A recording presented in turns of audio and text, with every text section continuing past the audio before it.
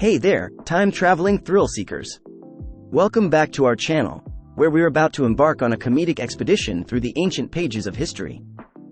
I'm your host, and today we've got a real treat for you. A hilarious journey into the world of Genesis chapter 10, the ultimate family reunion of biblical proportions. Don't forget to hit that subscribe button and ring the notification bell so you won't miss any of our uproarious adventures. Now, let's dive in. So, we are all on the same page. Let's hear a reading of Genesis chapter 10 from the New International Version. This is the account of Shem, Ham and Japheth, Noah's sons, who themselves had sons after the flood. The Japhethites, the sons of Japheth, Gomer, Magog, Madai, Javan, Tubal, Meshech and Tiras. The sons of Gomer, Ashkenaz, Riphath and Togarmah. The sons of Javan, Elisha, Tarshish, the Kittites and the Rodanites.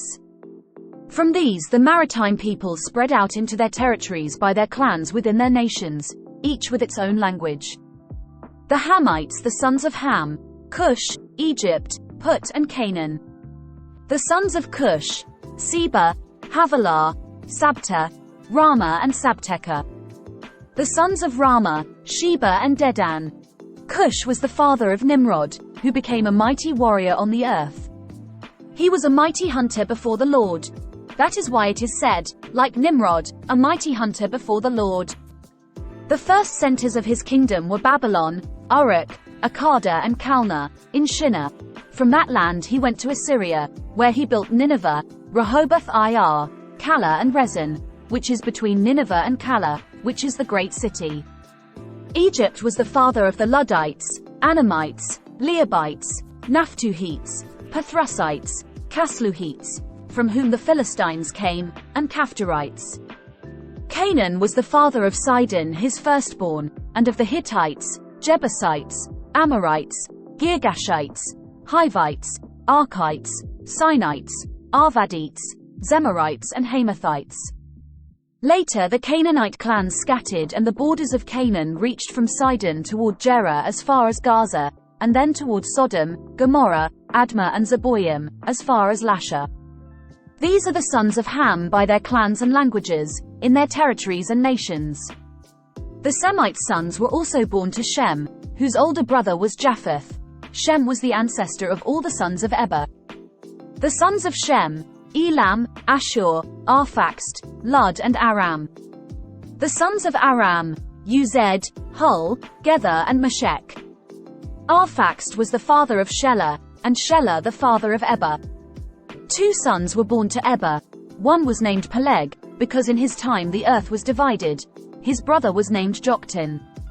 Joktan was the father of Almodad, Sheleph, Hazarmaveth, Jerah, Hadoram, Uzal, Dikla, Obal, Abimael, Sheba, Ophir, Havilah and Jobab.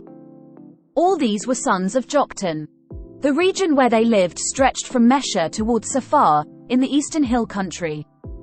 These are the sons of Shem by their clans and languages, in their territories and nations. These are the clans of Noah's sons, according to their lines of descent, within their nations. From these the nations spread out over the earth after the flood. This concludes this reading of Genesis chapter 10.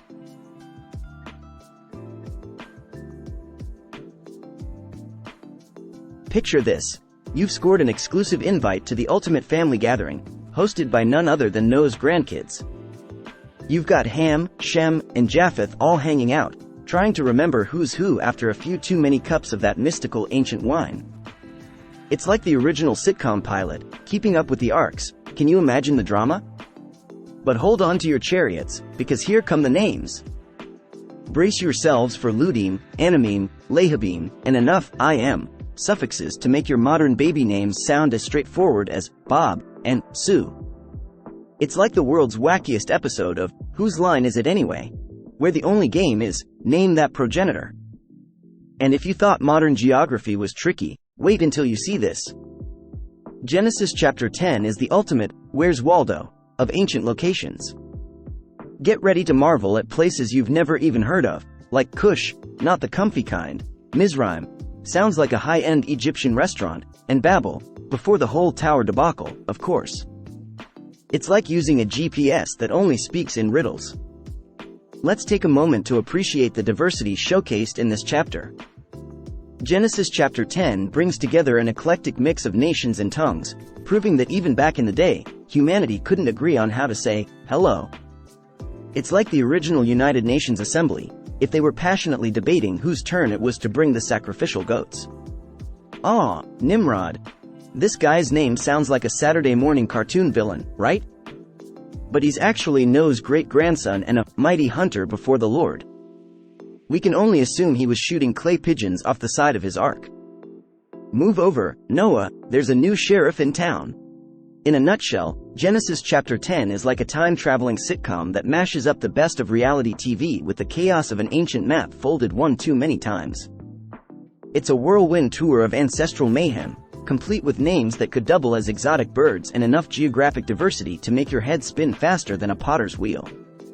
So, dear time travelers, grab your popcorn and get ready for the wildest family reunion of all time. Just remember to bring your sense of humor and a few extra suffixes. You're going to need them. Don't forget to like this video, leave a comment with your favorite biblical name, and subscribe for more hilariously historical content. Until next time, stay curious and keep on laughing.